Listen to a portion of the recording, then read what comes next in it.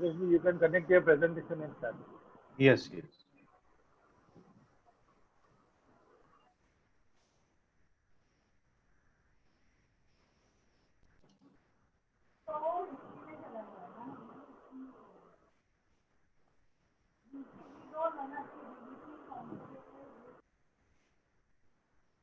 Yeah. Good morning, everyone. Am I audible and my presentation is visible Yes, now? yes, yes. Okay. Okay. Good morning, everyone. At the outset, I would like to thank Vijayji, Jamunaji, and especially the Tax Practitioner Association of Thane, Varanasi, Prayagraj, and Bhiwandi, and also the Tax Friends Mumbai for giving me this opportunity to make the presentation on the important topic, which is issues in Section 6 and 9 of the Income Tax Act.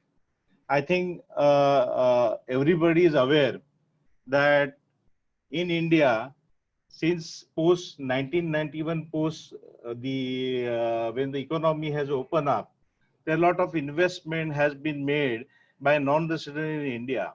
Similarly, of late, you will find the Indian residents are also making investment outside India.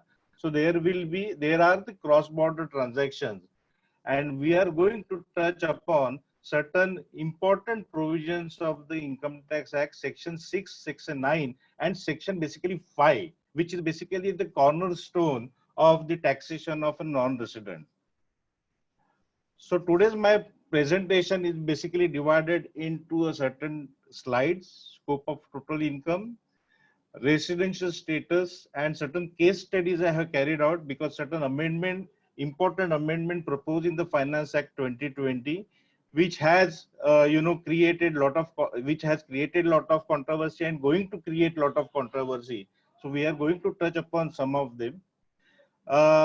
Next slide are going to touch upon income which are deemed to accrue arise in India, and therefore we need to see under that category of the slides which are the income. It may be salary income, it may be house property income, it may be dividend income, interest income, royalty, fees for technical services. So we are going to touch upon some of them in my presentation. And last but not the least, the provision of Section 195. So whenever any remittance is to be made outside India, as you are aware, that provision of Section 195 of the income tax trigger. So we are going to touch upon what are the implications of each and every item while on Section 195. So let's start with the basically the scope of total income. While Section 4 is the charging section, Section 5 outlined the scope of total income for various categories of person depending upon the residential status. So what is a fundamental this thing? Section 5, which demarcate what is the scope of total income. And as you were, Section 5(1), which deals with taxable income of a resident. What is the scope of income in the hands of the, if you are resident of India? So as per Section 5(1) of the Income Tax Act, if a person become a resident of India, his worldwide income is liable to tax in India. He may be having an income from other parts of the world. He may be having income in India. All the income is going to be taxable in India based on the residential status once he become a resident of India.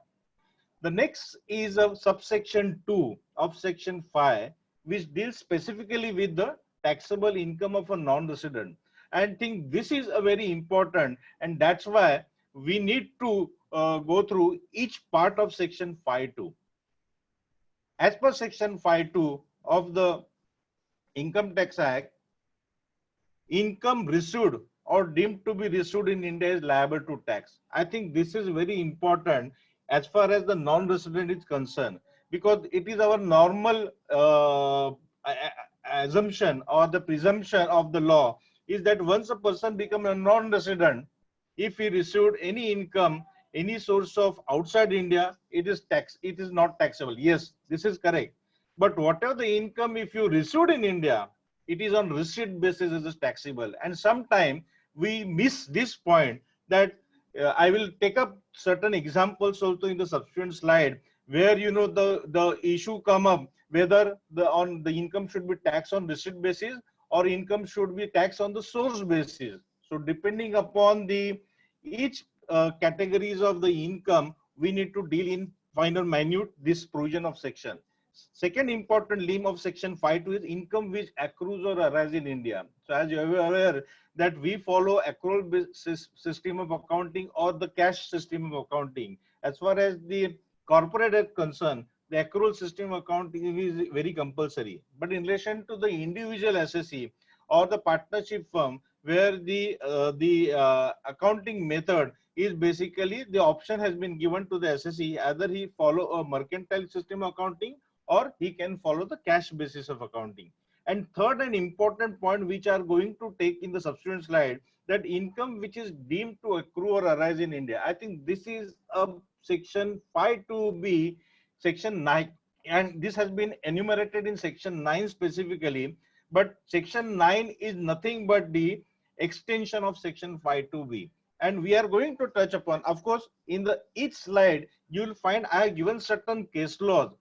These are the case laws. I'm not going in each and every case law, but to get a flavor, I may touch upon some important case laws which you may find relevant. Now, this is the next slide, which is basically having a various boxes in this slide, and you will find that there are two categories of the SSC, resident, non-resident. And in the resident also, there are two types subcategories are resident, ordinary resident, resident but not ordinary resident. And the third is a non-resident. So as far as I already enumerated in the earlier slide, what is the scope of total income? So in the case of resident, worldwide income. In the case of non-resident, income received, accrue or deemed to be arise in India, only that is taxable. But in the case of resident but not ordinary resident, worldwide income is not taxable except income accrue or arising outside India unless control from business or profession set up in India. Somehow, somewhere, the resident but not resident taxation is similar to the taxation of a non-resident. So in the hands of a resident but not ordinary resident, certain income which are sourced in India or which are basically controlled from a business or profession set up in India, those type of income is going to be taxed. Even the person become a resident but not ordinary resident, and he has certain source of income from outside India, that is basically not taxable. So we need to touch upon certain aspects of that. Next important, we need to touch upon that under the Income Tax Act, which are the sections where the definition of non-resident or the NRI has been basically laid down. So section 2 into bracket 30 defines a definition of non-resident. Non-resident means a person who is not a resident, and includes a person who is a resident but not ordinary resident for the purpose of section 92, 93 and section 168. I think this is a very important aspect, because sometimes you are facing the issue that I have to give certain basically payment to a person who is a resident but not ordinary resident. What will the tax implication in the hands of that person? What is the tedious liability in the hands of payer if I am making a payment to RNOR type of person? So here they define the definition of non-resident from the perspective of section 92 for the purpose of section 93 and 168. Only for that purpose, if a person is not ordinary resident, will be regarded as a non-resident. So just wanted to highlight that if you are making a remittance to a person who is a not ordinary resident, then section 195 would trigger or not trigger. As per section 230, for the purpose of section 195, a person resident but not a resident is not a resident, and therefore the provisions of the domestic law, which is basically tedious, like section 194I, 194J, 194C, those sections will be applicable. I think this is a very important find, basically difference between the non-resident and a person who is a non-ordinary resident. The next important definition which relate to the NRI, and we normally use as a non-resident Indian, means an individual being a citizen of India or a person of Indian origin who is not a resident. So there are two categories of persons are basically covered under definition of NRI.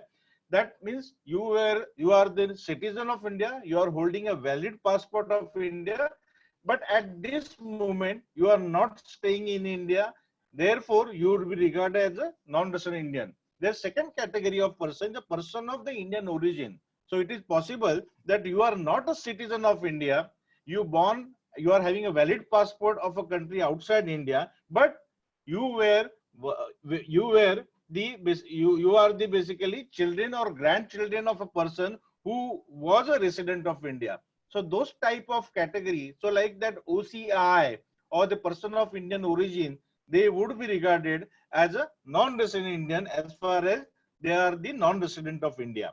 And a person shall be deemed to be Indian origin, or he is either of his parents or the grandparent was born in undivided India. So I think this type of basically categories of person fall under the definition of the person of Indian origin.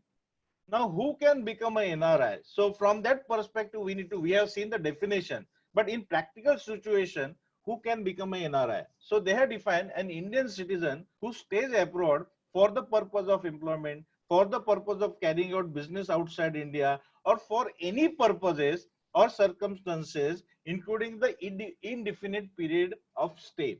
And therefore, here from the definition of NRI, one needs to differentiate what is the provisions of the Income Tax Act in relation to the non-resident and what is the definition of non-resident under the Foreign Exchange Management Act. As you are aware that under the Foreign Exchange Management Act, where the inbound and outbound investment would be governed by the provision of the FEMA, that is what we call Foreign Exchange Management Act.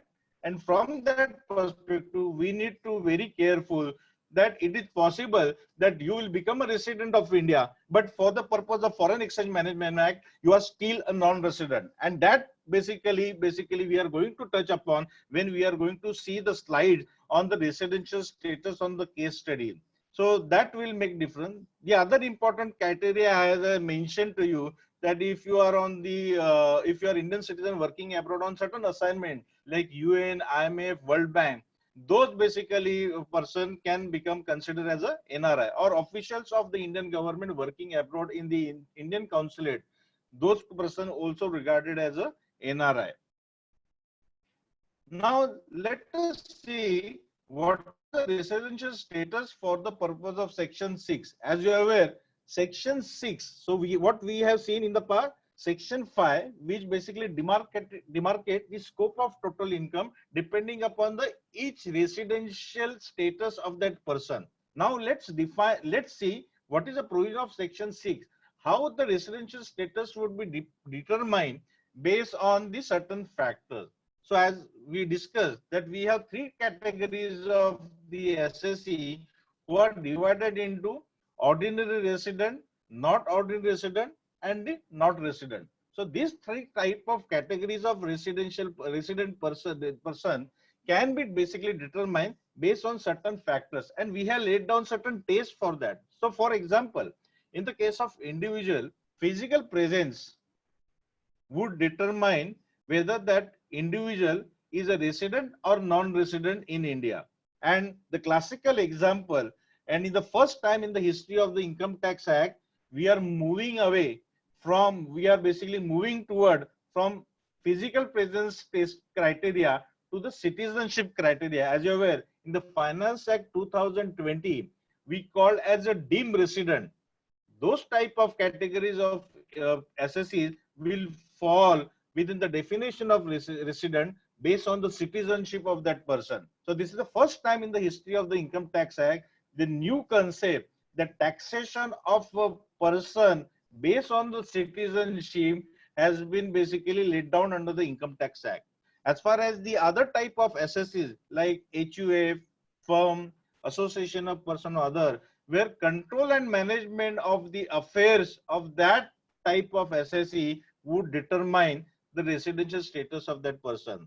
As far as the company SSC is concerned, status of company would be basically determined whether it is a India company, that means incorporated and set up in India, or a foreign company if it is a place of effective management is in India. So this is a very important, as you are aware, that it is possible that certain foreign company owned and controlled by the Indian person, but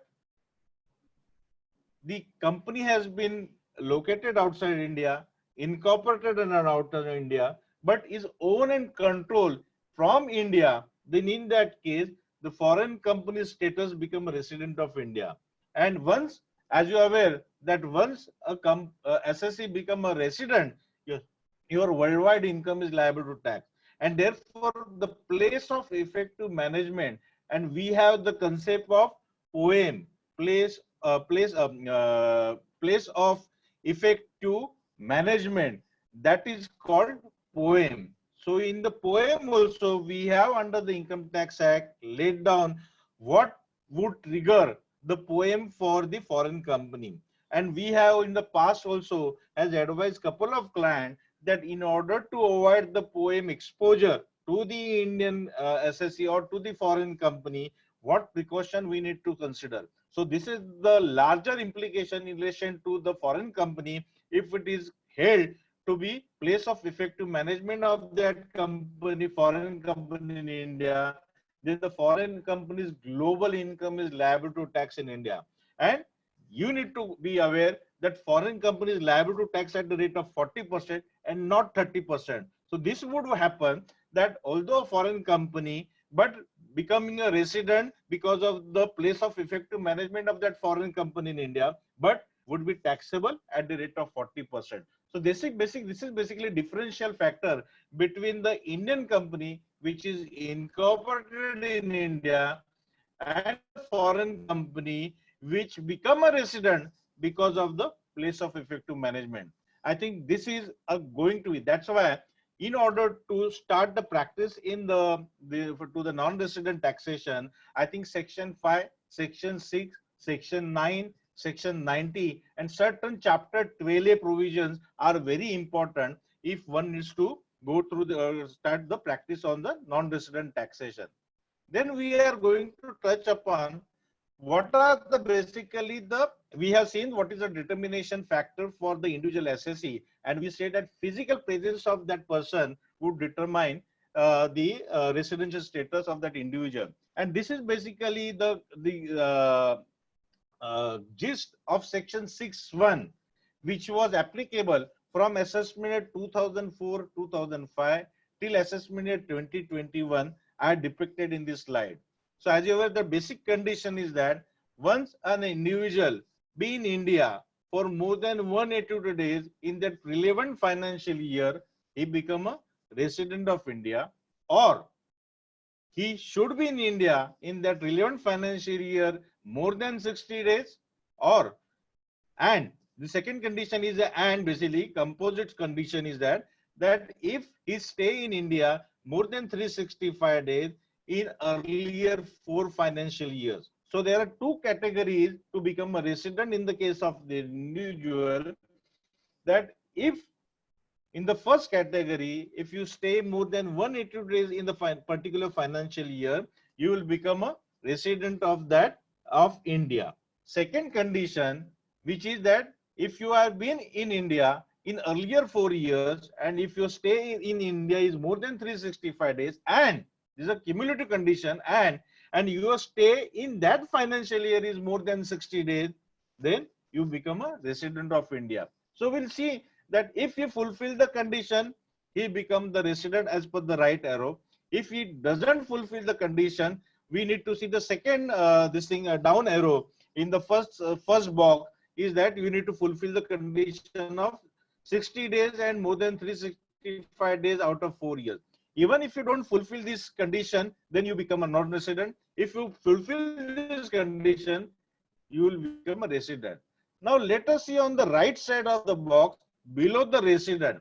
Now under the resident also, you will find 2 types of SSC. The person who has a non-resident in India in 9 out of 10 preceding years, in that type of SSC, he will become a non-resident, non-resident, resident, the non-resident person. But if he doesn't fulfill the condition, then he become a resident but ordinary resident. The second condition also in this category, that either he should be non-resident in 9 out of 10 years, or he should be out of India more than 729 in out of 7 preceding year.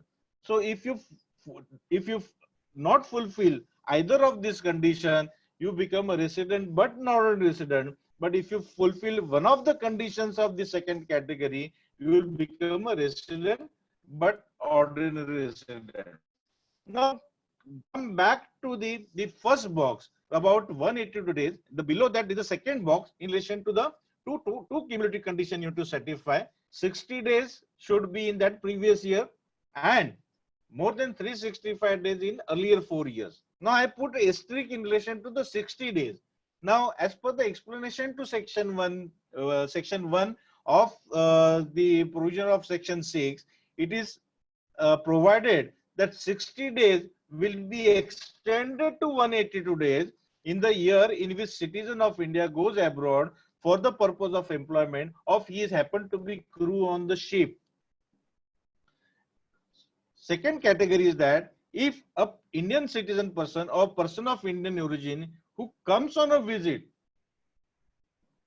that type of category of person also, the period of 60 days would be extended to 182 days. So here basically in the lump sum. Now this basically slide is relevant only from assessment year 4-5 till 2021, which you are going to prepare return of income in this before July 2020. I think this slide would be important for that type of person. So we are going to basically touch upon in the subsequent slide that what are the amendment proposed in relation to the residential status with effect from assessment year 21-22. So we will touch upon in the earlier slide. I will just wanted to highlight the 3 amendments are proposed basically in relation to the residential status in the case of individual. We have discussed that in the case of a person who is a citizen of India and who goes abroad for the purpose of employment, and the second category of person, the citizen of India or person of Indian origin who comes on a visit to India, for that type of category of person, the 60 days has been extended to 182 days. That second type of person, there is an amendment basically given under the Finance Act 2020, Finance Act 2020. Second important amendment prescribed in the case of the definition of resident but not ordinary resident. So we have the 2 categories of at the present this thing that has been basically added by another 2 categories of persons. So we are going to touch upon those amendment in the Finance Act 20. So what is the basically amendment in the Finance Act 20? An individual is regarded as a resident in India, as I discussed in the earlier slide. You need to fill 2 tests. Test 1, he has been in India for more than 182 days or more in that year, or has been in India for overall period of 365 days more within 4 previous financial year, and this is a cumulative definition. Test is in India for that relevant financial year more than 60 days. This second type of category test basically where 60 days have we discussed, that has been extended to 182 days if a person going abroad or if a person visits in India, those type of cases. So here what they have basically, the as per the Finance Act 20, there is a amendment. Now what is, however, in the case of Finance Act has reduced the period of visit for the citizen of India and a person of Indian origin. Instead of 60 days, there are now 3 categories basically. 2 types of the additional condition is that if your stay is less than 120 days or less than 182 days. So depending upon the physical presence of that person, so the Finance Act brought out the amendment as reduce the period of visit of a citizen of India or person of Indian origin having total income other than income from foreign sources exceeding 15 lakh from period of 182 days to only 120 days from assessment year 21-22. So what it bring on the table, that we will find the additional type of category of person where you need to deal those type of situation from financial year 2021 onward. So what type of this thing, that you have a person who come on a visit in India and he stay in India, you need to see if it is a less than 120 days, there is no problem. Even his income in India is more than 50 lakh. Suppose he stay in India between 120 days to 182 days, as far as his income in India is less than 15 lakhs, there is no problem. He will still become a non-resident. So we will find out that if a person staying in India more than 120 days, but having an income is more than, but less than 182 days, but having an income more than 15 lakhs, in that type of situation, that person become a resident of India. So as we have seen, and now as I mentioned, that this amendment is restricted to only a citizen of India or a person of Indian origin. Suppose a foreign citizen person who is not a citizen of India, who is not a person of Indian origin, who comes on a visit in India, in that type of cases, the 60 days will remain there as a basic condition. But he happened to be citizen of India or person of Indian origin, then you need to fulfill the test of resident in that two type of this thing. If he stay up to 120 days, but income is more than 15 lakhs, he will still become a non-resident. If he stays between 120 days and 182 days, then you need to see that whether his income is less than 15 lakhs or more than 15 lakhs. His income is less than 15 lakhs, still he become a non-resident. But his income exceeds 15 lakh, he will become the resident of India. So therefore, from financial year 2021, you need to be very careful in determining the residential status of a person, especially the person of Indian origin and citizen of the India. Second, basically, type of person, basically, they have included in the definition, and this is considered as a deemed Indian resident, is basically in the finance minister in the speech, she has said a stateless person. I think we need to understand that what is the background behind introducing this new category of this resident. And for that purpose, one needs to go through the memorandum explaining the provisions of the Finance Bill 2020. And as per the Finance Bill, it has been basically considered that issue of a stateless person has bothering the tax world for quite some time. It is entirely possible for an individual to arrange his affair in such a fashion that he is not liable to tax in any country or jurisdiction during a year. This arrangement is typically employed by high net worth individuals to avoid paying taxes to any country jurisdiction on income they earn. Tax law should not encourage a situation where person is not liable to tax in any country. And the current rules basically governing the tax resident make it possible for HNIs and other individual who may be Indian citizen to not to pay any tax anywhere in the world. Such circumstances is certainly undesirable, particularly in the light of current development in the global tax environment, where avenues for double non-taxation are being systematically closed. So therefore, in order to understand the background of this type of species of the resident category, we need to understand. So what is the amendment proposed in the Finance Act is that a Indian citizen who is not liable to tax in any other country by reason of his residence, domicile, or any other similar criteria would be deemed to be resident of India only if such person has a total income other than income from foreign sources exceeding rupees 15 lakh during that relevant financial year, he will become deemed to be resident of India. And they have also clarified that what do you mean by income from foreign sources? That mean an income which accrues or arises outside India, except income derived from a business control in or profession set up in India. So we are going to touch upon the subsequent slide, this type of basically category. a person will become a resident, but ordinary resident.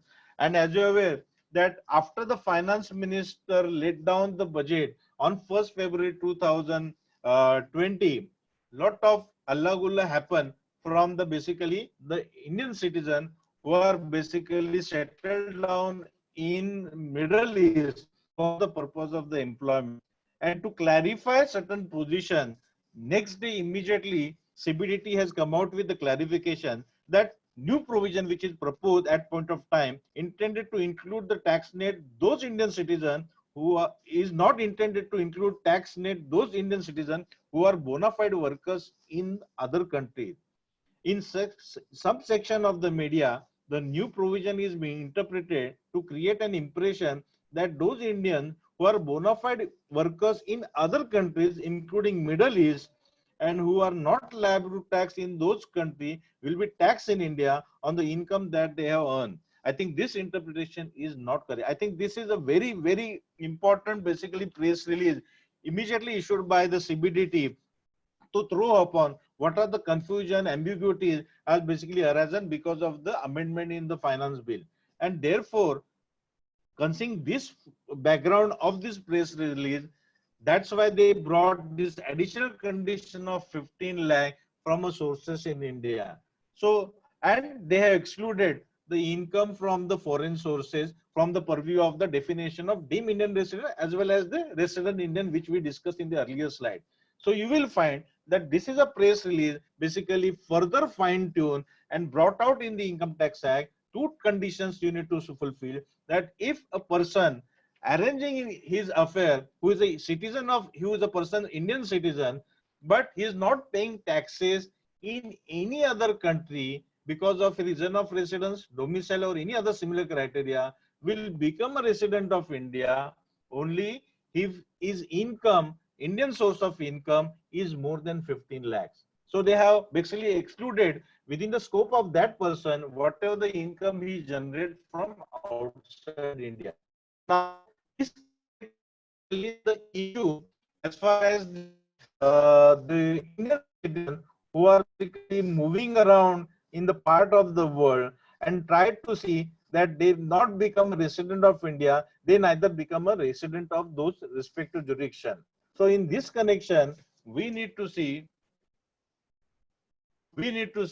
that what is the implication of this provision. Of course, the finance minister's speech doesn't say anything about this thing, but in the memorandum explanation, they are talking about stateless person. Actually, this is a misnomer. Stateless person. Stateless person means you are not a citizen of any country. But here, what they are trying to say that because of if you are arranging in your affairs in a such a way that you are not become a resident of any part of the world and therefore you are not liable to tax, those type of basically they wanted to tax if you are happen to be the Indian citizen. So the issue come up, which type of SSC will fall under the basically this type of basically the residential. So we need to see from that perspective. So take example that if an Indian citizen who stays outside India more than 182 days and he is not also fulfilling the criteria of 365 in 4 years, he will become a non-resident for that particular year of the Indian for the Indian tax jurisdiction. But if suppose he stay in UK for less than 90 days, as per the UK law, for the practical experience with the UK, that in order to become non-resident, you need to be in UK for less than 90 days.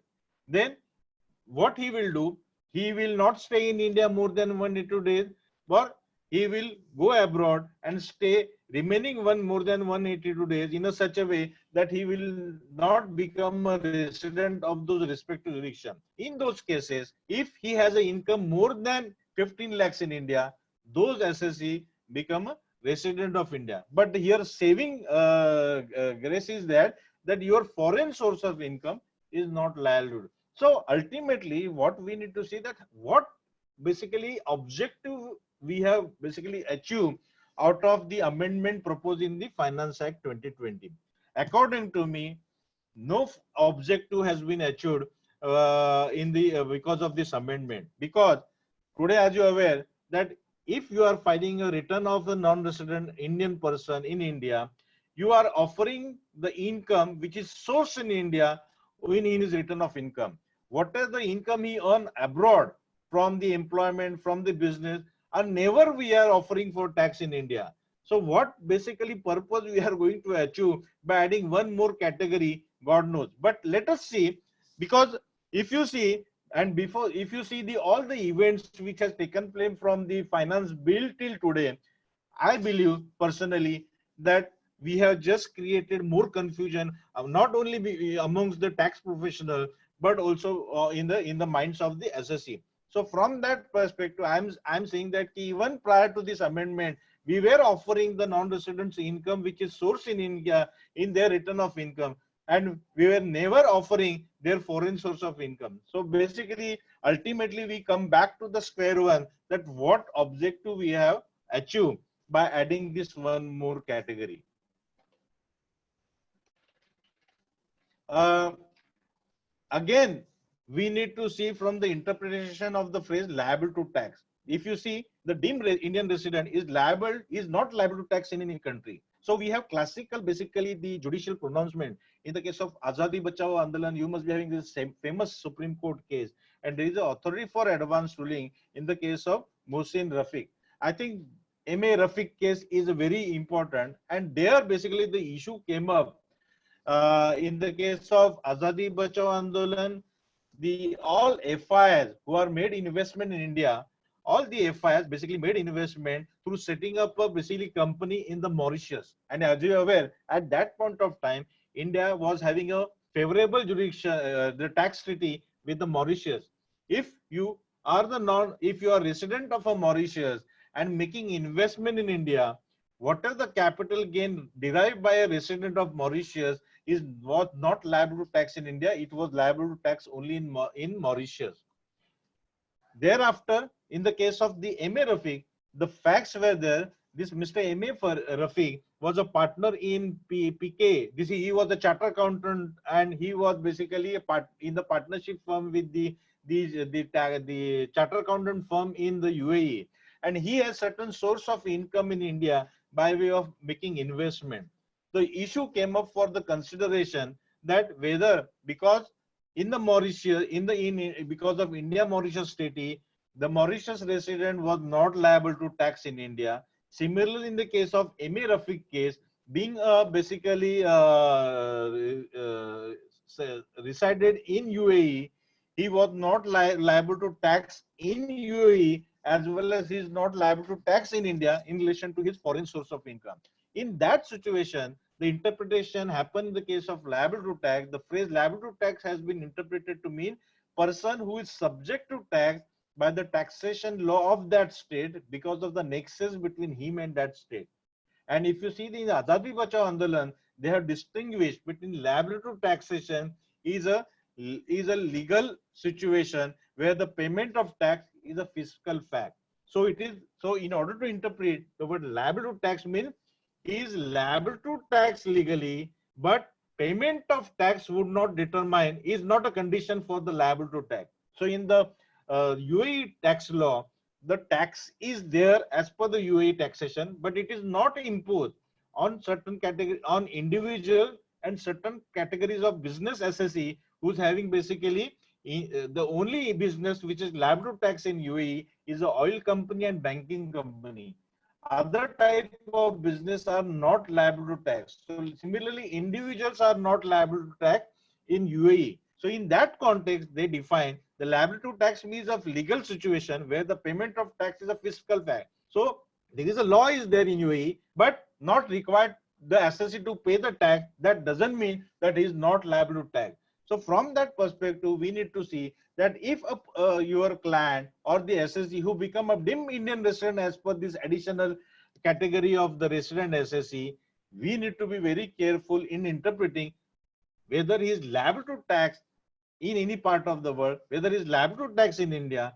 In that context, I think we need to see the provisions are. Accordingly, if a person staying outside India in a country for the purpose of employment, where the country doesn't levy income tax act, deemed residency provision should not be acted as an individual would still be considered to be liable to tax. So that's why this is a very important, basically we need to understand what we mean by liable to tax. And from that perspective, we need to examine the tax implication of a deemed Indian resident.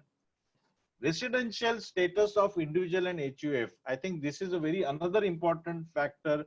They have said that we aware that two categories were falling under the non-order resident, 9 out of 10 previous year, or 729 days out of 7 previous year.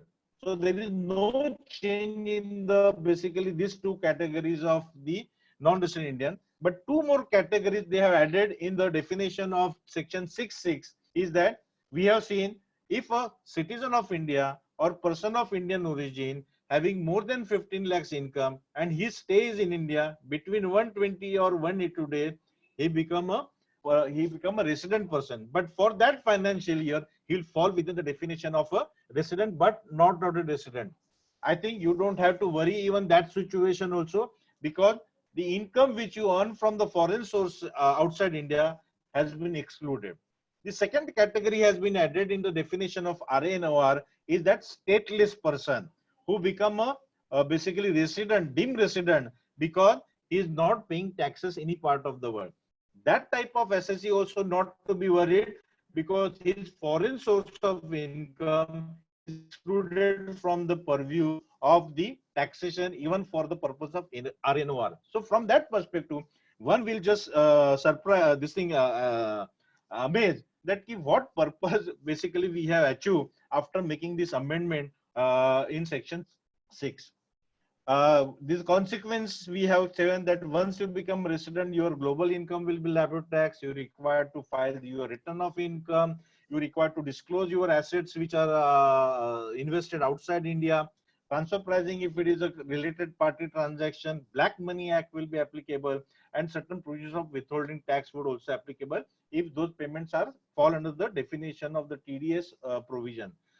So from that perspective, these are the consequences of the Indian resident.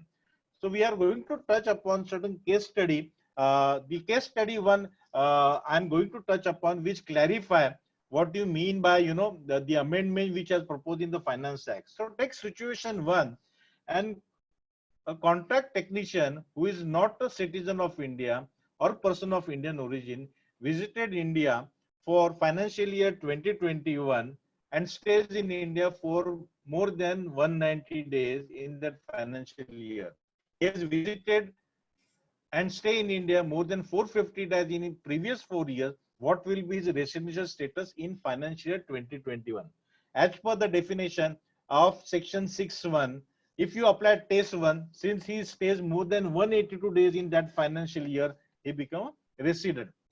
So the second basically physical presence was there 455 days out of 4 years become irrelevant. Now you take a second situation. What will be his residential status if his stay is in India is less than 182 days, like a 65 days I consider, and his Indian source of income is 15,50,000 in 2021. Of course, his stay in earlier years is more than 55 days in 4 years. So what will be the basically implication? In that case, he become a resident by basically satisfying both the condition of test 1 and test 2. The first condition is that you need to be in India between 65 less than 180 days. But if you are having income more than 1550 lakhs, then in that case you become a resident. So income criteria is irrelevant for an individual who is not a citizen of India or person of Indian origin. So he's become basically fulfilling the condition, because that 60 days criteria is applicable to a person who is a foreign citizen.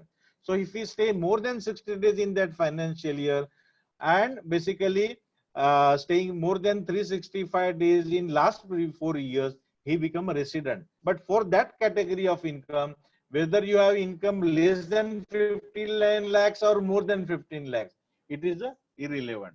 Then we'll take the second category of case study, that Indian IT engineer who is a citizen of India, and he basically liable to tax in US also and comes on a visit to India.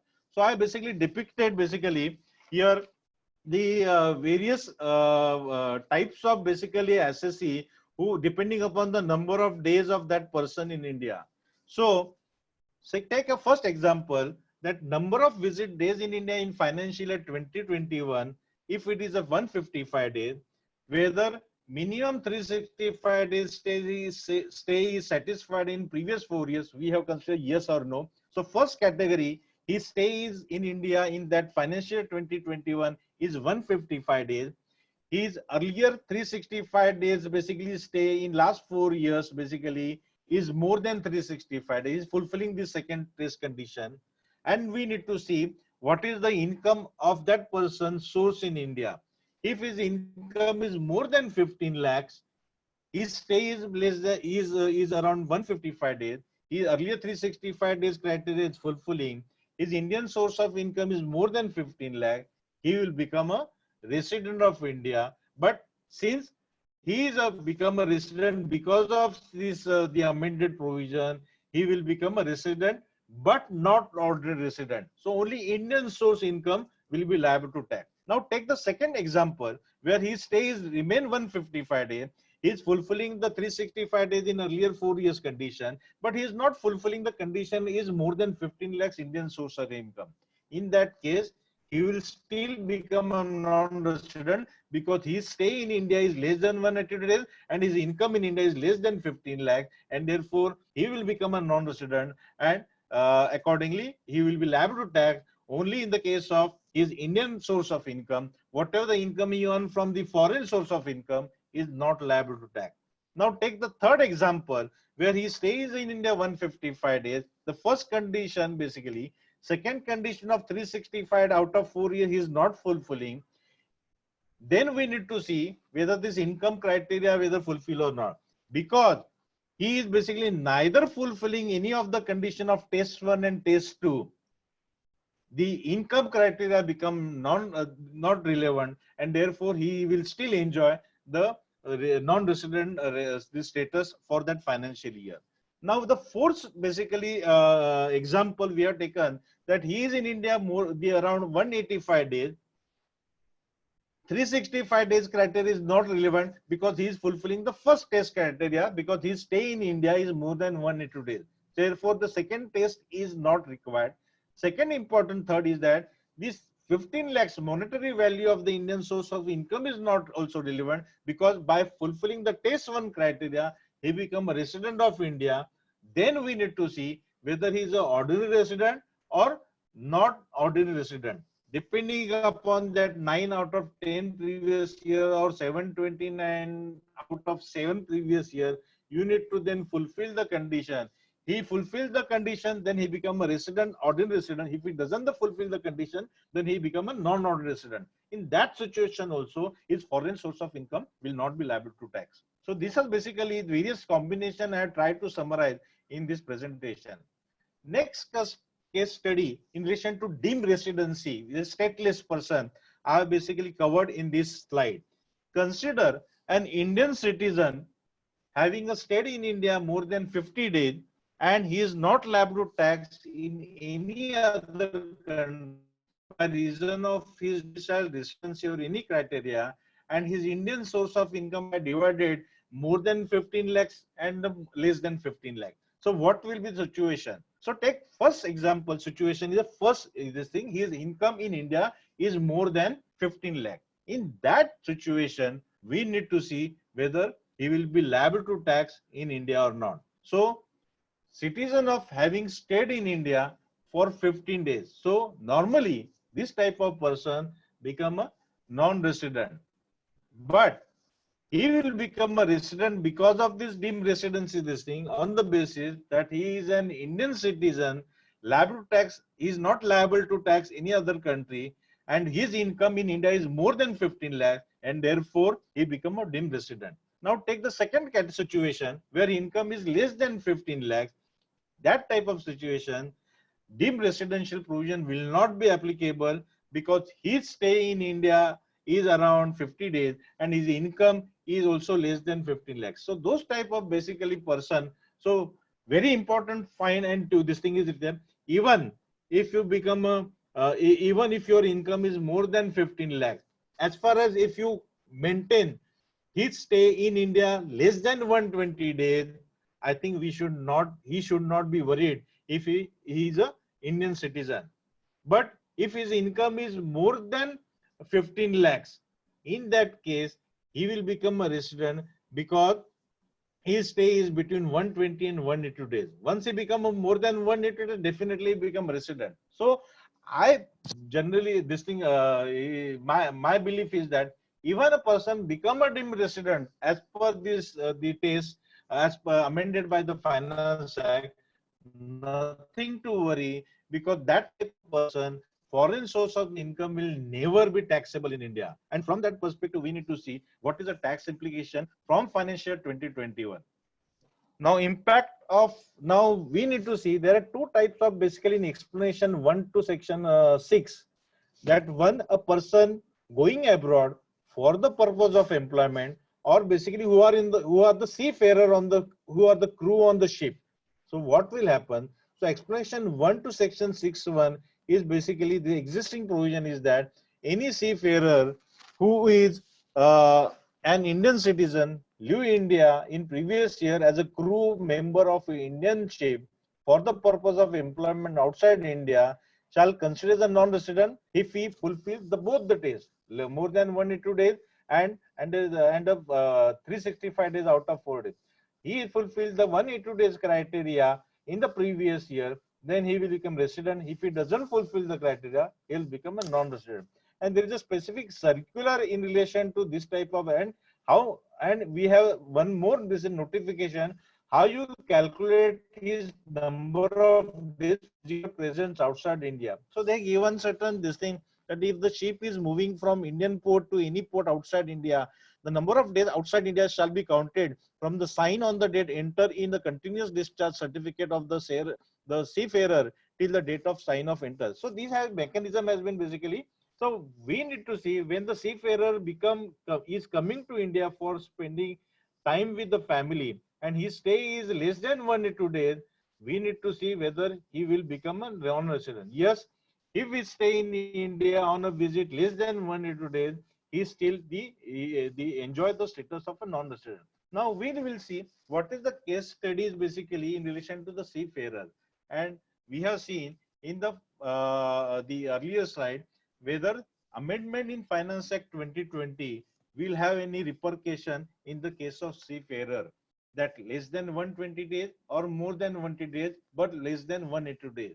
So in the case 1, case 2, case 3, I tried to highlight what is the differential factor. So financial year 1920, a seafarer who is a member of a crew which is a foreign bound ship stays in India for a period of 190 days. He has stayed in India in last more than 365 days in out of 4 years. What will be his residential status for the financial year 1920? So in that case, seafarer shall be a resident of India since his stay in India in that relevant financial year is more than 182 days. Second case study will see that in financial year 1920, seafarer who is a member of crew, which is a foreign bound ship and stays in India for a period of 190 days, and he has stayed in India for less than 365 days. What will be the tax listing? So in that case also, he will become a resident of India because stay in that previous is more than 182 days. Third case study will see that during the financial year 1920, seafarer who is a member of crew, which is a foreign bound ship, stays in India for a period of 160 days, and he stay in India more than 365 days and earlier 4 years. What will be this thing? Then he will enjoy the status of the non-resident. So basically, we need to see all the things. Now the issue come up whether this 120 days criteria or having income more than 180 15 lakhs, whether it makes any life miserable in the case of seafarer or the crew member. I think yes, there is some basically implications will be there also to the seafarer. I think it has been I believe that legislature must have overlooked to consider the person who is the crew member or the seafarer. What will the implication happen in those type of cases? I think those type of cases may also consider within the category of the stateless person, and therefore the amendment not only applicable to the citizen of India or person of Indian origin who basically working abroad for employment purpose but come on visit in India, that type of basically SSC, not only that type of SSC, but the seafarer also, who are a non-resident but the citizen of Indian or person of Indian origin, and he comes on a visit, those type of SSC will also may affect because of this provision of section, the new amended provision of that 120 days criteria. So we need to be very careful while basically considering the taxation of the seafarer. After touching upon this income, residential status, let's see upon what are the basically the income which are deemed to accrue as in India. And these are basically, we are going to touch upon the subsequent slide. This is a very important that the two type of, first we'll take that the income which are through business connection or property asset or source of income or transfer of capital asset situated in India. And we are just now, we have only few basically minutes are available for winding up this presentation. So I'm going to touch upon the important slides of this, that how the taxation of a non-resident will, and I'm going to touch upon one single, and I'm going to share these slides to Vijay ji, and he's going to circulate. And there I have basically included certain income tax case law on in relation to these things. So whenever you find any situation fall under this, judicial pronouncement and all the things, one may can apply those case law. So in the case of, so I am going to touch upon that if the non-resident has a property or asset or any source of income, whether he is liable to tax in India. So these are the case laws which, so I am going to touch upon 2-3 important things is that we have seen in the past that certain non-resident Indian is having property in India, immovable properties in India. It may be a immovable or it may be a movable property. As far as the immovable property is concerned, whatever the income he earned from that immovable property is liable to tax because of section 911. And this is a classical example. If you see that in the last case laws which are given in the slide, that here the non-resident Indian has sold his residential flat in India and he earned capital gain. So therefore the issue come up in his taxation is that whether he is liable to tax, and whether the person basically who purchased the property, whether he required to withhold tax or deduct tax at source while making remittance to that non-resident Indian. So here the important, and what are the basically normal, our belief is that in the case of non-resident Indian, we need to be very careful while dealing this type of transaction. You need to be very careful that he may not be showing you the residential status in the agreement for sale. So it is our duty to first ask what is his residential status whenever you are entering the transaction with the non-resident Indian. Please ask for the PAN number of the PAN card of that SSE. Also, please be careful whether he is a resident or not, or non-resident. Second important is that the non-resident Indian may ask you that I don't want these sale proceeds to be repatriated outside India.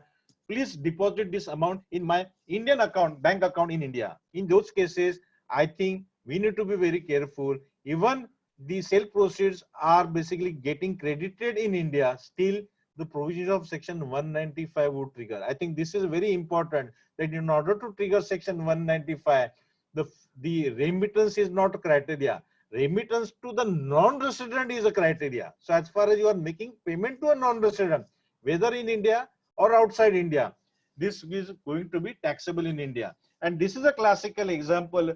This is the two Bangalore tribunal judgment directly on that point, that any the email property is sold by the non-resident is liable to tax in India. Capital gain is liable to tax. He will be entitled for the indexation benefit, but the person who is buying this property, he required to deduct tax at source on this income.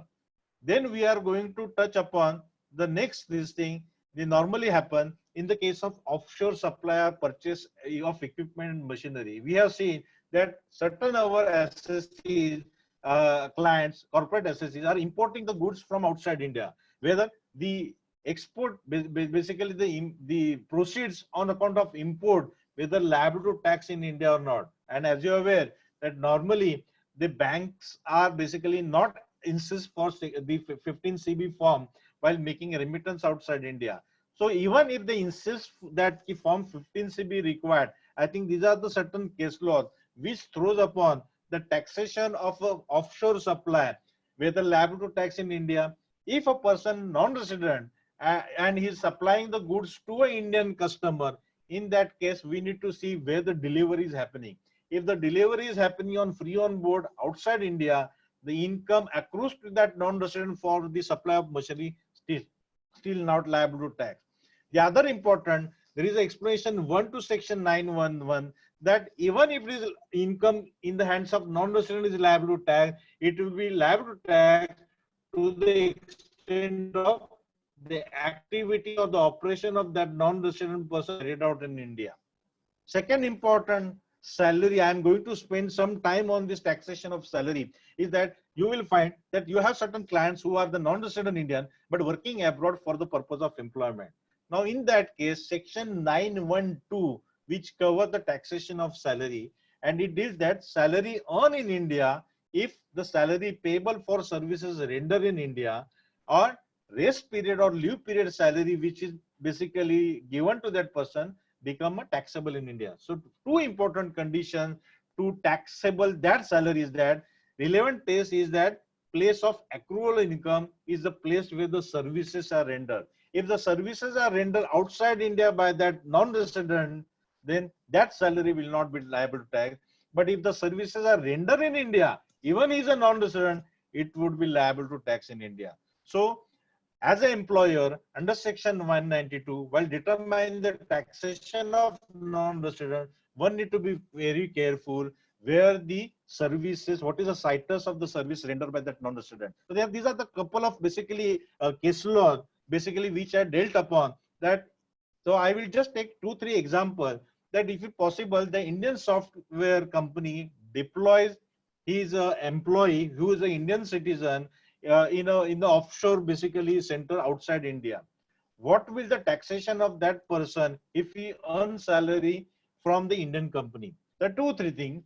If he gets a salary abroad from the Indian employer, that salary will not be liable to tax. The two conditions: he should be non-resident. Second thing, he should provide the services from a location outside India. If he fulfill this condition, it will not be liable to tax. Second important point sometime arise whether liability to tax under the head salary is arising because of the physical presence of that person outside India, or because of the provision of services done outside India, or because of the employment agreement has been signed in India with the Indian employer. I think this is a very important, and you will find that rendering of services from the place that give the jurisdiction to tax that income. And these are the important. The other important point I just wanted to highlight, in the case of non-resident seafarer, you will find that they give the instruction to their employer to credit their salary to their NRI account in India. What will the implication in relation to that? As you are aware, as I mentioned to in the first slide of the scope of total income, as per section 52B of the Income Tax Act, if a non-resident person received any salary on receipt basis in India is liable to tax in India. But in the case of seafarer, there is a quite difference. This is a benevolent, this circular issued by the CBDT, that seafarer basically doesn't have any account outside India because he always on the ship. Suppose he instructs his employer to credit his salary to his NRI account in India. In those cases, it has been clarified by a circular that non-resident is not liable to tax in India. The issue come up whether the logic given in this circular can be extended to the non-crew members, non-seafarer members. What will happen in that cases? Whether a person is working abroad, he is not a crew member, he is not a seafarer, what will happen if he instructs his employer to credit his salary to NRI account in India? Of course, there are, you will see in the second box, there are the favorable, non-favorable and against the decision in the case of the Shamal Chattopadhyay, in the case of the Deepak Todi, the Kolkata tribunal has held that as far as he is a non-resident and if he is providing services abroad, and as per his instruction, if the employer credit his salary to NRE account in India, it is not liable to tax. But you will find the same Kolkata tribunal has decided the case against the SSE in the case of Tapas Bandyopadhyay, where, and also in the case of basically the important judgment, third member judgment of Bombay tribunal, in the case of L. Fernandez, where they held that if the non-resident, although he is rendering services outside India, but the income of salary he gets credit in India on receipt basis under section 5(2), it is liable to tax. So it is my basically, I am basically advising to all my basically clients who are non-resident working abroad getting salary. You have 2-3 choices. You should instruct your employer, please make the remittance of that salary outside India. Once the salary, first hit of that salary is basically getting in your bank outside India, and if you bring that money back to India, it is not liable to tax. Second important, we need to basically aware that normally as per this judgment, you may take a basically view that even he earn income from the employer, although he's working abroad, but he's instructing his employer to credit his salary to NRE account. I won't advise those my SSE to credit that the salary income to NRE account in India. So first and safer side would be the first hit of salary should be to your bank account outside India, and immediately in the next second or next minute or the next day, you can repatriate that income back to your Indian account. In that cases, it will be safe to say that that person, non-resident who is working abroad, is not liable to tax in India. Second important, dividend. As you are aware, in this Finance Act, the dividend distribution tax has been abolished, and therefore dividend would be taxable in the hands of the shareholder. Now here also section 9 basically provide dividend income to a non-resident will be taxable only on payment basis. But if you see section 8, which provide otherwise, that we say that income will be taxable on declaration, on distribution or payment, whichever is earlier. So from that perspective, as far as the payment made to non-resident on account of dividend, as per section 914, it will be taxable only on payment basis.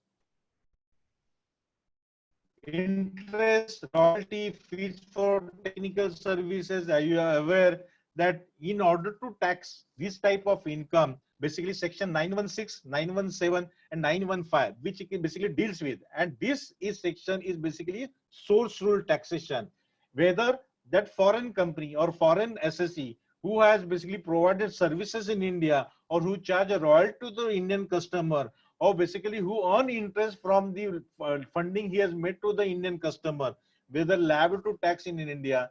Section 915, 916, 917 deal with this type of situation.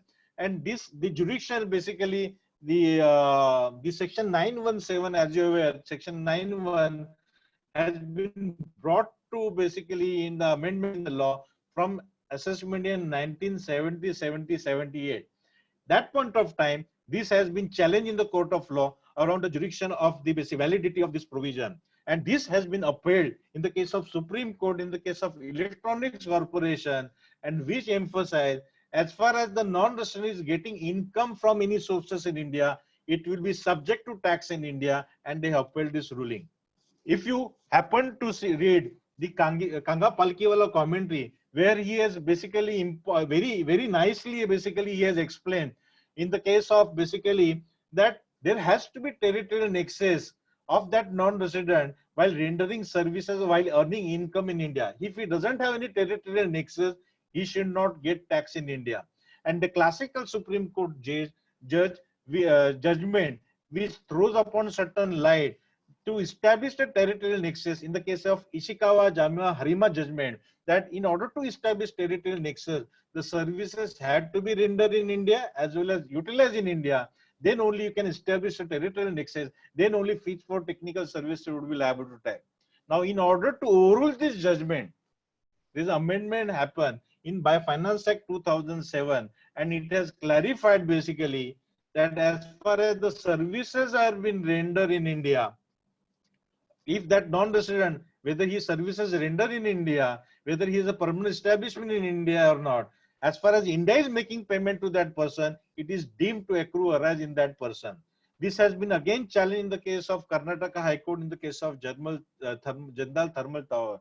Thereafter, again the amendment happened in that case, and now you will see that as far as if you are making a remittance to a non-resident on account of fees for technical services or the royalty, you need to see that if India is making a payment to that non-resident, section 916, 917, 917 would trigger. And this has been emphasized in the case of Bombay Tribunal judgment, in the case of Ashapura Minichem Limited. There they have said that territorial nexus is no longer to be, establishment is required. As far as India is making a payment to a non-resident, it is going to be taxable under section 916, 917, 918. But is a very gray area. Still, it is basically we need to decide whether this law basically amended in the Finance Act, whether can be challenged on the basically the jurisdiction. And the classical basically example given in the Palkiwala commentary, and Mr. Palkiwala has given a nice way that suppose Indian person is going abroad on a visit and he met with certain accident, or he happened to be visit any mall in USA. At that point of time, whatever the payment made by the resident person to a non-resident in USA, whether it will be liable to tax in India or not. So therefore, the territorial nexus has basically very important, because here the non-resident has no clue about the Indian taxation, because he is receiving any income from a person who is a resident of India. Is he going to be taxable? The answer should be no. But India, because of section 916, 967, these are all the source-based taxation. India get that jurisdiction to tax. The other important is point, since a resident is making to a non-resident in basically outside India in USA, whether section 195 would be trigger or not. If you read section 195, yes, definitely section 195 would trigger, because the person is making a payment to a non-resident. But whether source will apply or not, that is a basically difference between whether to establish the taxation right, whether I need to prove whether there is a technical nexus of that non-resident while providing services to a resident person. I think this is a gray area. One needs to be very careful. If you are going to apply domestic tax law, then definitely this payment will be liable to tax. Yes, but if you want to govern by the treaty provision where India has entered into double tax avoidance treaty, and those are more beneficial, I would like to be governed by the treaty provision. So one needs to be very careful. Fees for technical services, any services render, this is actually covered in this slide. So this type of possible that person who is a resident is making a payment to non-resident for the provision of managerial technical consultancy services, those services basically liable to tax. Now certain services are excluded from the provision of section 917, which include consideration for construction, assembly, mining or other similar project will not be liable to tax. Second important exceptions here given, that if you avail any technical services from a non-resident, but that services has been basically used for the purpose of making or earning any income from any source or outside India, that time these services will not be liable to tax, because these services has been availed for making or earning any source from a source outside India. So classical example, you will find that if you have set up a company abroad, and in the setting up you require certain professional or the technical person input in that your foreign offshore company setup. In that case, suppose India is making a remittance to a non-resident for availing certain services for his having a business outside India or having certain export proceeds in India, those cases, those basically payment are excluded within the definition of technical services, as well as the royalty, as well as the interest income. So you need to be very careful. So classical example, you will find that you appointed a non-resident foreign agent for availing certain orders from a non-resident customer, and he is entitled for certain commission payment for getting successful export orders from a non-resident customer. Since India is making a payment to a non-resident to that foreign agent, whether export commission is liable to tax in India or not.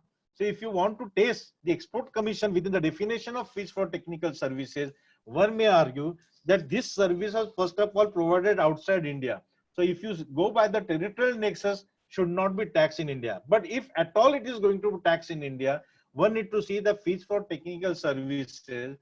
There they have clarified that since the services of this foreign agent has been consumed for getting foreign exchange in India by of export of those goods or services, that remittance on account of export commission is not liable to tax, because there is an exception to section 917B, making or earning any income from source outside India.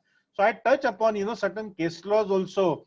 And as you were there, we have used to have old circular number 23, where it has clearly said that if you are making payment to the foreign agent for the export, this thing is not liable to tax. But unfortunately, that circular has been withdrawn, and therefore the issue come up whether still it is liable to tax in India. I just wanted to highlight, of course, there are various case laws I given, so one may touch upon those case law. But I just wanted to, there is a Delhi High Court judgment in the case of Athavale, India.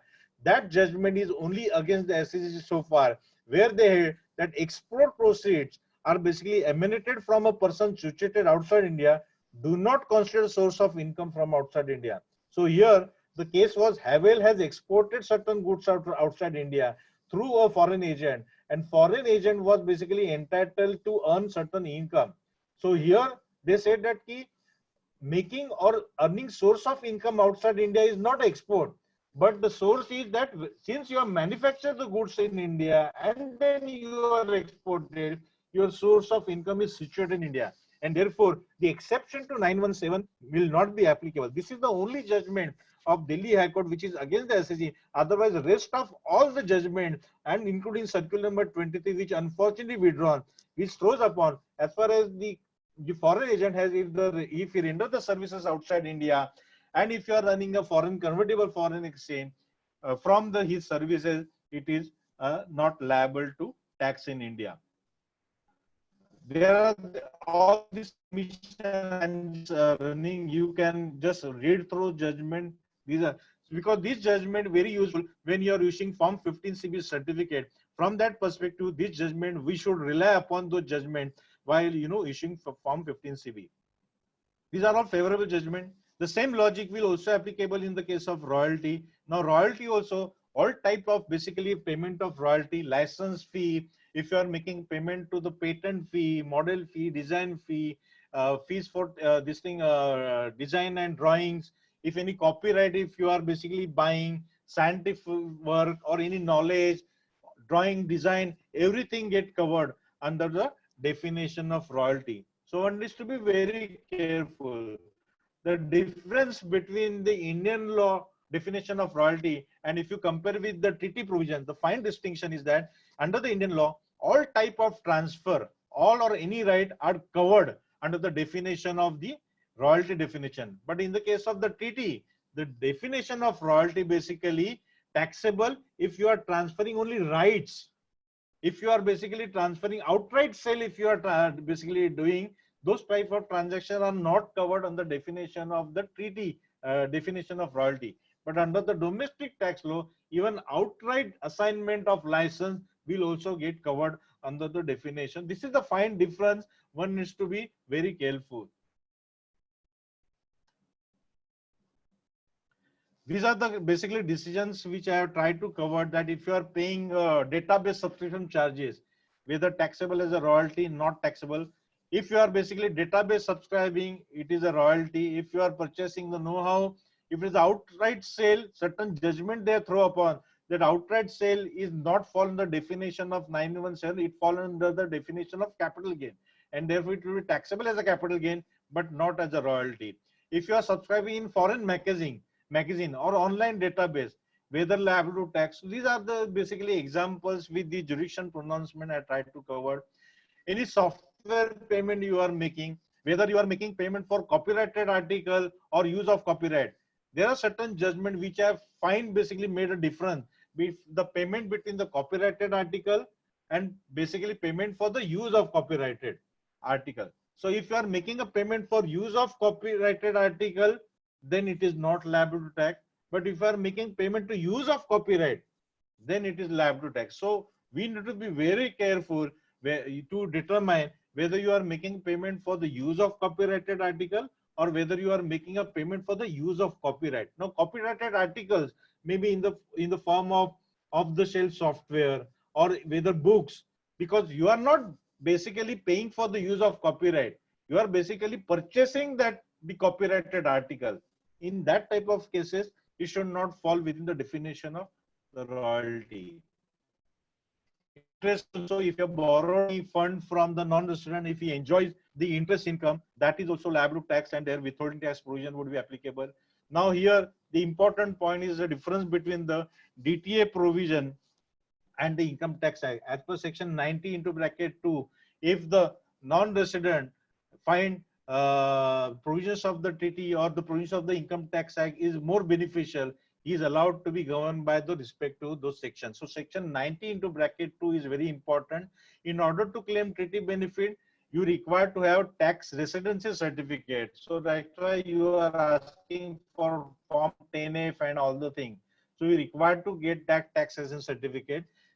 Important point, these are very important from the TDS perspective. If you are making a payment to a non-resident, in order to give the treaty benefit, you should ask for the TRC. If you don't want to give the treaty benefit, no TRC is required, but then the provision of section 115 and those relevant section would be applicable.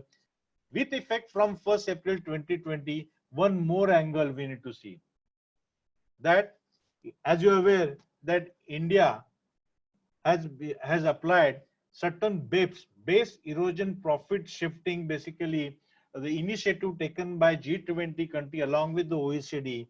And as per that, basically initial what is happening, that India has been crying for since decade that India wants to tax if the non-resident source any income from India. And there is always tough this thing tussle between the source-based taxation and resident-based taxation. Resident-based taxation gives the right to the country where the assessee is a resident. But in the case of the source-based taxation, the taxation right given to the country where the income is sourced. So India has been crying for so long, so many years. Now the developed country are basically crying to each other because there is a shifting of profit from high tax jurisdiction to low tax jurisdiction. Even the developed countries between UK, USA, Ireland, Germany, European countries, they are fighting each other, and they are basically, and that's why this BEPS project has come into effect. One of the action plan which they talk about multilateral instrument. In order to give the treaty benefit, the non-resident assessee has to improve whether he has a principal purpose test has been satisfied, whether there is a limitation of benefit article he has satisfied. So India has taken certain position. Out of 96 basically treaties, India has deposited all the 96 treaty. Out of that, 29 treaty which India has entered into, the multilateral instrument effect has been incorporated in that 29 countries, that in addition to the taxation of a non-resident, you need to test not only from the provisions of the treaty provision, but you also need to see whether any changes happen in that treaty because of the multilateral instrument. So multilateral instrument basically is that basically instead of entering into entering into agreement between the one country to another country, this multilateral instrument gives power that if the position by both countries accepted by each other the country, that the multilateral instrument would be applicable in those cases. So from 1st April 2020, you need to see the domestic tax law to determine the taxation of non-resident. You need to determine the double tax treaty provision in order to determine the taxation. Over and above, in the treaty also, you need to see whether effect of multilateral instrument given in the treaty. So I will give one example. In the case of dividend taxation, India has declared dividend to a non-resident from 1st April 2020, as you are aware, the dividend distribution tax has been abolished. So we need to see whether that non-resident will find domestic tax law is more beneficial or treaty is more beneficial. As per the domestic tax law, section 115 is amended, where if you don't want to govern by the treaty, if you want to govern by the Income Tax Act, 20% plus surcharge withholding tax required to be deducted on the remittance of dividend. But in the case of SSE, who doesn't want to be governed by the provisions of the Income Tax Act, they want to govern by the treaty provision, you need to see that who is the beneficial owner of that dividend, whether he is holding that investment in his own name, whether he is holding that investment not only own days, but last couple of financial year. So there are a couple of treaties, they say that beneficial ownership is not only the legal title of that the security, but also see that you are holding this security for more than 1 year or 2 years. If you are holding, then only you will be eligible for the treaty protection as per the domestic, as per the treaty. So this is the multilateral instrument has basically added one more, is a principal purpose is based on the number of basically period of holding of that instrument. Whether you have basically enter into this, basically you have hold this investment only for getting the treaty benefit, or basically you are a genuine investor in making investment in that the Indian company. So from that perspective, one is to see whether, and therefore you need to modify your declaration also while accepting the 15 CB, issuing the 15 CB, whether that non-resident is complying with the MLI requirement which is required under the treaty. Principal purpose test. I think this is a very important, and this is has created a new field for the basically the practice of the charter accountant and the tax practitioner, whether it will be taxable based on the, and what is the effect of multilateral instrument. So far so good. We were examining domestic tax law, we were examining the double tax avoidance treaty. Now one more thing we need to examine, whether that multilateral instrument certain amendment happen in those respective treaties in the respective article. So this is going to be increase our the basically efforts from a charter accountant while issuing form 15 CB. This is the classical example. 195 one I just wanted to touch upon, because if any person make a remittance to a non-resident, it will be liable to tax. What are the sum chargeable under the income tax? So not all sum, any sum which is chargeable to tax, only that withholding tax provision would apply. At what point of time, credit or payment, whichever is earlier. And the second important, at the rates in force. I think rates in force is very important. So far so good. Till last year, dividend was not covered by the section 195, but after abolition of DDT, dividend would be covered by section 195. But the other provision, like if you are making payment to certain interests which are basically concession rate of tax is applicable, or you are making a payment to a salary to a non-resident, this type of payment are not covered by section 195. So you take example that Indian employer is making a payment to a non-resident for basically providing services, and you are making a salary payment to that person. Section 195 would not cover this type of payment. Section 192 will deal with if you are making a salary payment to a non-resident. There are certain ambiguities in rates in force, so you need to be very careful. The section 2 into bracket 37 define what rate would apply as per the Finance Act or DTA. And under now one more basically given a distinct tweak to the rates of tax, section 206AA, and which you will find last couple of years we are also examining while determining the tax rate whether 206AA would apply or not. So as you are aware that section 206AA would apply in the context where the SSE has not submitted PAN number. In those cases, and he has not given the TRC, those cases basically, yeah, this section 206AA would apply.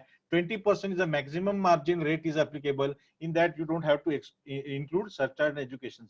Now, there are certain payments which I tried to cover, reimbursement of expenses, and you will find that sometime foreign company, ask for the raise the debit note and asking for the reimbursement of expenses which they incurred on behalf of a resident in India.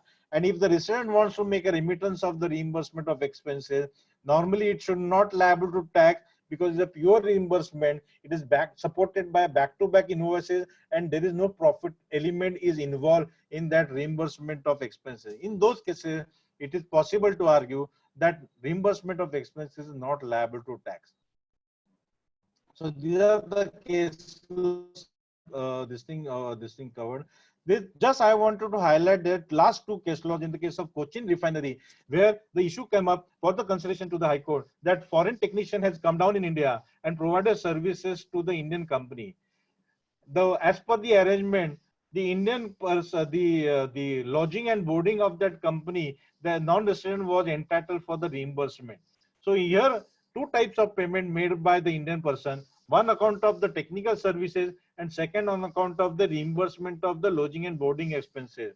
In that context, the High Court has basically held that since this reimbursement of expenses incurred in relation to the technical services, and since the technical services is liable to tax in India, the reimbursement also take the same color, and therefore it is not liable to, therefore it is liable to tax.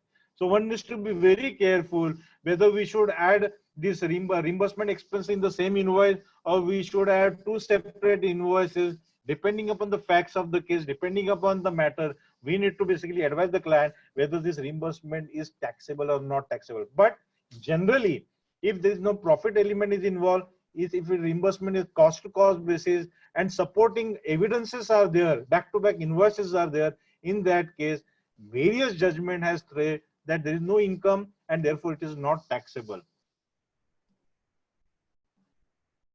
Now, section 206 just throw on certain distinct case laws and which we face out not of the payment to a resident but even for the non-resident. So classical, the Karnataka High Court in the case of Kausalya Bai, where this lady was a senior citizen and were earning income from the bank interest in India. So there the Karnataka High Court has said, since he's a senior citizen, not liable to tax, and his income is less than minimum limit of taxation 2,50,000, section 206AA would not be applicable. So important thing is that 206AA would be applicable if a particular income is liable to tax. In only those situations you need to see whether that person has submitted PAN number, or if it's a foreign basically beneficiary, whether he has submitted the tax residency certificate. Section 206AA applicable to non-resident? Yes, 206AA will be applicable if he is liable to tax in India. Whether section 206AA override treaty provision? Yes. As per section, the Pune Tribunal in the case of Serum Institute, if the non-resident has provided TRC and the treaty provisions are more beneficial to that non-resident, even if he has not applied for the PAN number, the treaty provision will override section 206AA. As per section 206AA, whether the rate would be restricted to 20% or whether we should further certain education. There is a board circular in the context of 192 that 20% is inclusive of surcharge and education says. You don't have to add further. Grossing up, there is a Bangalore Tribunal judgment. If the Indian person making payment is bearing the taxes, the concept of grossing up apply. In that case, whether it is applicable, the Bangalore Tribunal has thrown certain light on that. Second, section 206AA is redundant after increasing tax under 115A. I think this provision is not relevant because as per section 115A, the taxation that point of time was 25%. Now it has been reduced to 10%. So 206AA is still relevant as far as section 115A is concerned. So after considering all the things, one needs to determine while issuing the certificate under the form 15CB, whether section 206AA would apply, what is the status of that person, whether is a resident not or non-resident, whether person not ordinary resident or not. So we have examined that for the definition of within the definition of non-resident, not ordinary resident person doesn't fall, and therefore you need to see that withholding tax provision as per the domestic tax law would be applicable. So in nutshell, I think I have already basically gone beyond my limit, basically laid down for the presentation, but I tried to summarize because this topic is, if you go in detail, is a very wide topic. But consider the fact that Finance Act 2020 has twisted the provision of section 6. So I think it would be better it would be better, and basically we can advise our all clients and basically saying that even if you become a stateless person, if you even if you become a even if you become a resident, or even if you become a non-resident ordinary person, as far as your foreign source of income is not liable to tax, whatever the income source of income is only liable to tax in India. So I think at the end of the session, I think I am very basically missed to understand basically that what is the implication of Finance Act 2020 tweaking the provision of Section 6(1).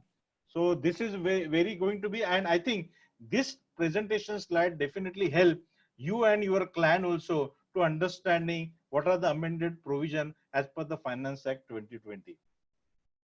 I thank you very much for having patience hearing, and I'm ready to take any questions because of on account of this today's topic. Over Yes, to sir. Jamuna, Madam, Uh, Madam and Vijay ji. Thank you, sir. Thank you so much taking all the, not only section 6, section 9, but also very extensively section 195. And that too for more than 40 minutes, I think. And we were just hoping that we will be covered section 6 and 9.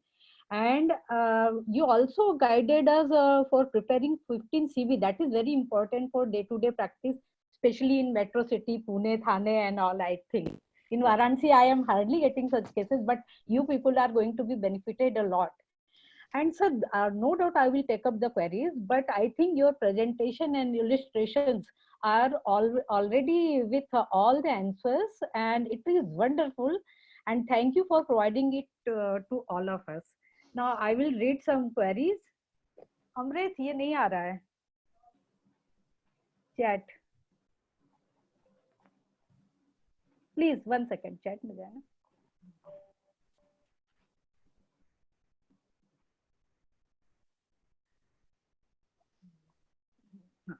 Yeah. Sir, there are queries. Let's see how much we can cover. It is from Vijay Keval Ramani ji that salary income shall be taxable on accrual basis, which happens outside India. Residing India will be on repatriation or a subsequent act. The against judgment would be, in my view, wrong to the extent. This is from Harish Lalwani ji. Yeah, so I just wanted to clarify here because I just mentioned to you as per section 5(2), Yeah. which is basically cover the scope of total income. In the case of non-resident, any income which you received in India is liable to tax. So therefore, section 9(1)(2) takes you to that if the services, the location where you are providing services, that country will get the jurisdiction as per section 9(1)(2). So there is a tussle between section 5(2) and section 9(1)(2). As I mentioned to you earlier, if your services rendered outside India, if you are non-resident, if you earn income from that salary outside India, nothing to worry. But what is happening in some type of non-resident SSE, because their parents, their families are in India and they require basically this fund at the disposal of their family in India. And therefore they sometimes instruct their employer, please don't send my salary income outside India, but please credit this salary income to my bank account in India.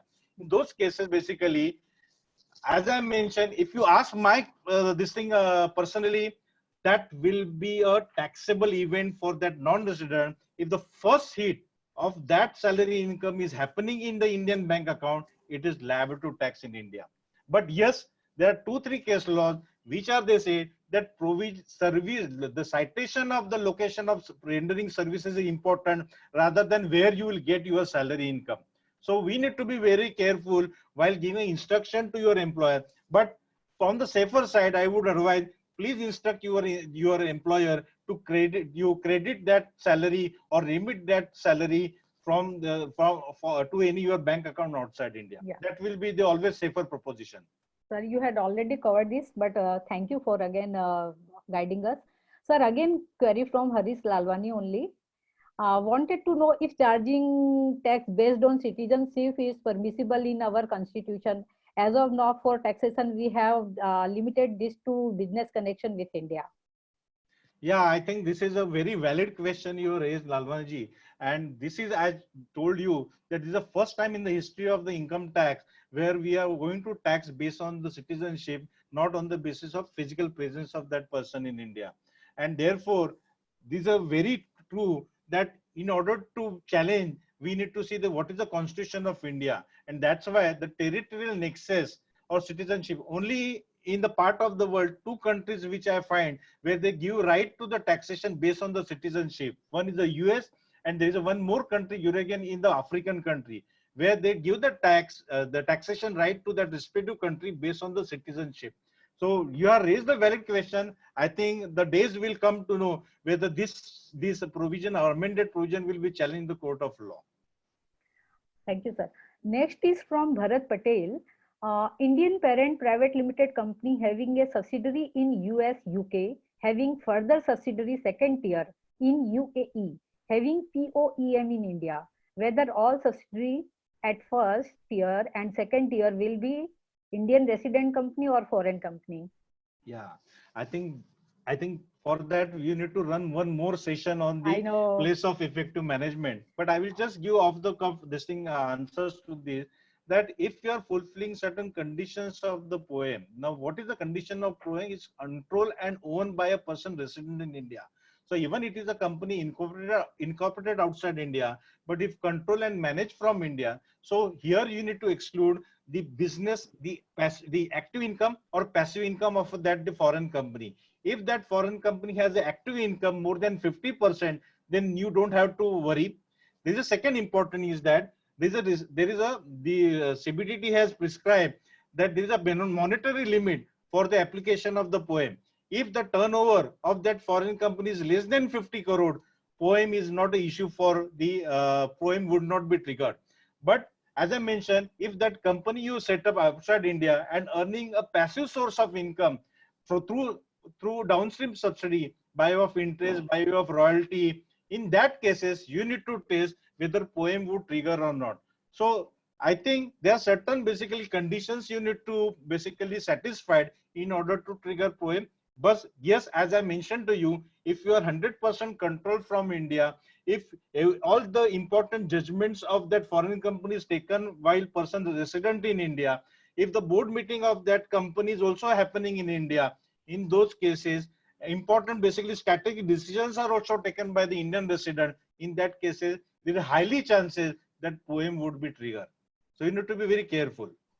Again, from him only, payment for use of data center services outside India, like use of bandwidth and rent of server, will be treated as royalty or FTS, and whether it is liable to TDS under Section 195.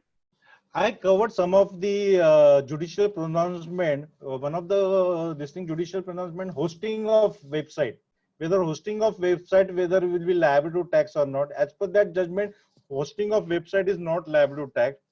As far as the data fee, the subscription charges and all the thing is there. There are two views are basically possible. Are you making payment to a copyrighted article, or are you making a payment for the use of copyright?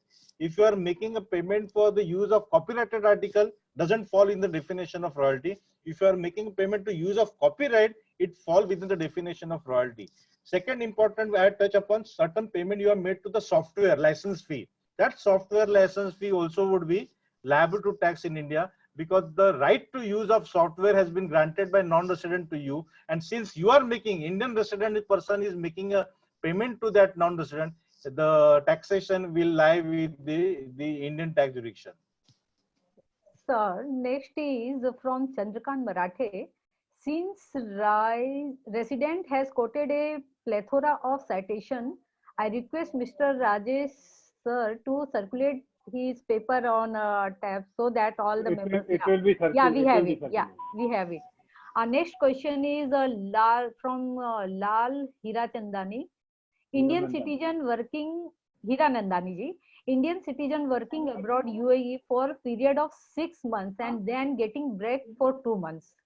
His salary is credited in bank account in India, whether he is liable to be taxable in India. If I yes, already any clarified that remedy, position. yeah, you have clarified any remedy, yeah, he have to first credit it. Yeah. Yeah, it is always safer that Yeah. Please always credit get the salary credited outside. over there. Better always. Then repatriation is the Yeah, anchor for this. yeah, yeah. You Sir, you can give a standing instruction to your foreign bank that once yeah. amount is credited, immediately second it can get back in India. Sir, one more. Hajj tour operator in India remitting to hotel owner in UAE for accommodation charges. What will be the tax position? So here we need to examine as per domestic tax law, what is the position, as per the treaty, what is the position, because India entered into tax treaty with the UAE country. If he is a resident of UAE and he provided tax residency certificate, you need to examine whether that company or that hotel has a business connection in India or not. If it doesn't have business connection in India, in normal circumstances, any payment made to a foreign the hotel which are resident of that country is not liable to tax. But treaty would be better.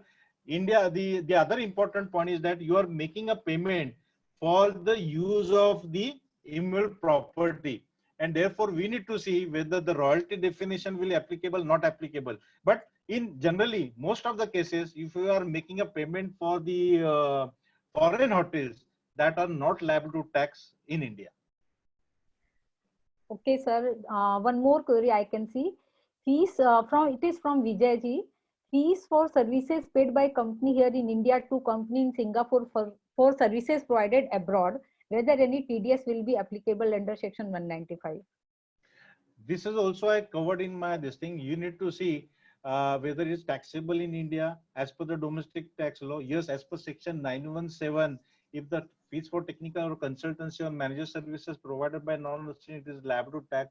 Then secondly, exception to section 917, you need to examine whether this services which is procured for earning foreign source of income outside India or not. If you are fulfilling source of immediate source of basically utilization of services for earning a business, earning foreign exchange or carrying out business outside India, I think it is possible to contend that the payment to the consultancy is not liable to tax in India. One more angle just I want to add that there is a treaty between India and Singapore, and as per the Singapore treaty, there is a concept of make available.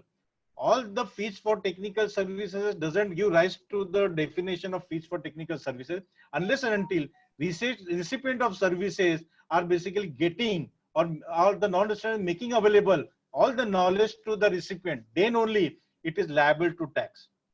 Yeah. Thank you, sir. Sir, any comment for a deemed dividend, Section 222? Yeah, Since this year it is I going think to this is, affect. yeah, so Yeah, this is very because I have important. to cover as a speaker in on 27th, so I want some guidance from you. No, if you see the definition of dividend, which includes the deemed dividend, Yes. and therefore, if any loan has been given to a non-resident who happened to fall under the definition of 222E and all of the series, or there's a capital reduction, and if you are making remittance to a non-resident on account of capital reduction, all payments are regarded as a deemed dividend, and therefore Section 195 would trigger, and you require to withhold tax. Of course, you need to also see whether treaty gives a more beneficial to you or not, and because the definition of dividend is different in the treaty. So if the dividend as per the treaty definition is not in line with section deemed dividend under section 222, in that case, I think it will be helpful to, take the benefit of the treaty. But yes, deemed dividend is as of today is covered under the Taxable. 195. Yeah. Yeah. Sir, this you just mentioned treaty definition.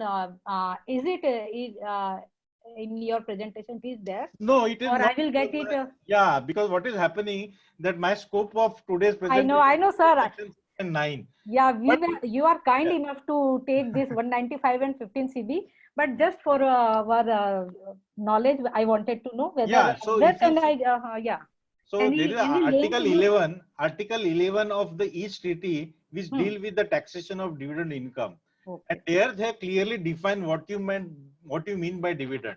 Okay. Thank you, sir. Thank you so much.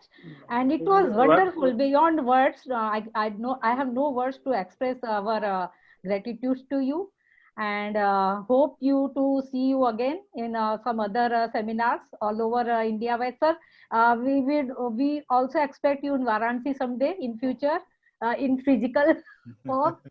And again, sir, thank you. And over to Vijay ji. Kindly give vote of thanks and whatever you want to continue this. Thank you, madam. Thank you. Thank you, Jamna Thank ji, you, for sir. Thank you. conducting the meeting in a very lucid way. Rajesh bhai, one query has been left out.